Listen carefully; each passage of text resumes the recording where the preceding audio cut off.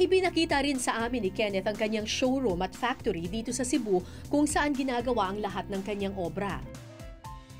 Ang kanyang mga obrang upuan nagkakahalaga ng mula 30,000 to 145,000 pesos. Samantalang ang mga dining table at sofa naman mabibili mula 300,000 hanggang 400,000 pesos. Ang voyage bed naman nagkakahalaga ng 273,000 pesos. Ang maganda sa mga pieces mo, it's 100% made by Cebuanas. All made by Cebuanas, yes. Bakit nag-decide ka na dito lang talaga gagawin ang lahat?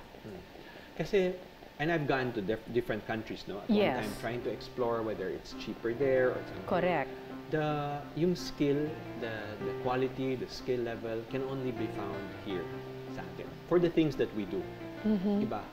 And tsaka, ang Filipino craftsman does it, talagang he puts his soul, he puts his heart into it. And you can tell, the attitude is there. Pero kaakibat ng kasikatang tinatamasa ni Kenneth ay ilang mga problema rin.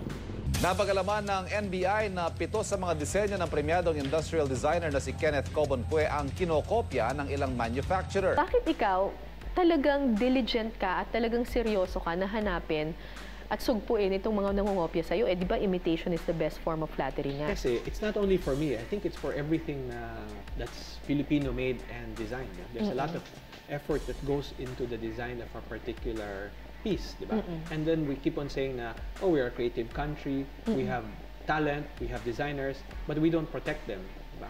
Ano yun? Meron ka pang isang proyekto ngayon, yung NAIA.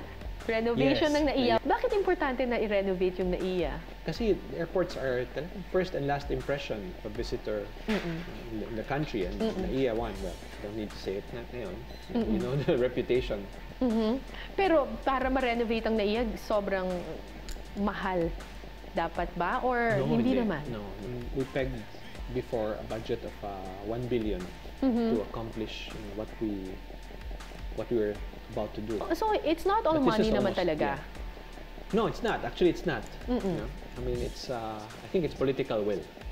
That's what it is. And It's not the money. We have the money. This was about 3 years ago. Patuloy si Kenneth sa pag-iisip ng inobasyon sa kanyang mga ginagawa. Isang patunay rito ay ang pagsasanib niya sa isa niya pang paborito, ang vintage cars. Nakagawa siya ng bamboo rattan steel car noong 2010 na nasa Paris na ngayon. Ang tawag dito, Phoenix. Nanalo na rin siya ng ilang mga prestigyosong award mula sa iba't ibang bansa tulad ng Amerika, UK, Japan at pati na rin sa Pilipinas.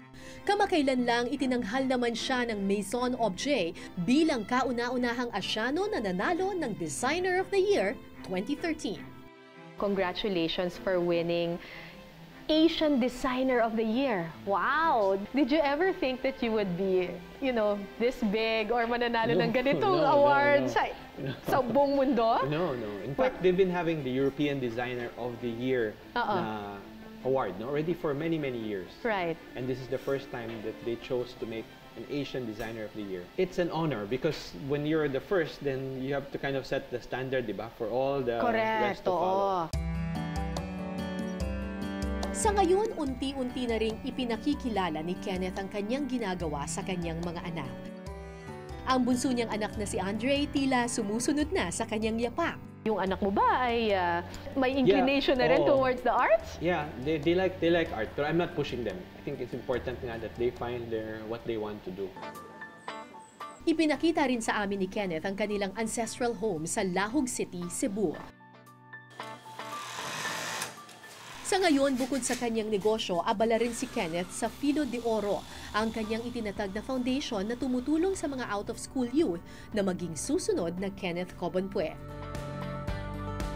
Ano ang nagbibigay sa iyo ng ultimate fulfillment? I think it's really when the people who enjoy the furniture, when they're happy with it, that gives me the most pleasure.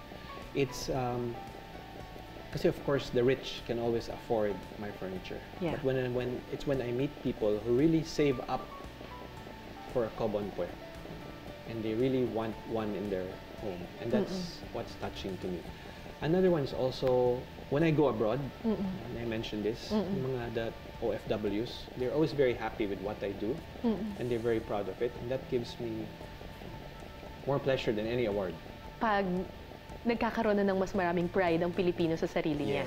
Yes, and I'm part of that, in my little way, if I can instill again pride, the sense of pride, the sense of fulfillment, and to show what the Filipino is capable of.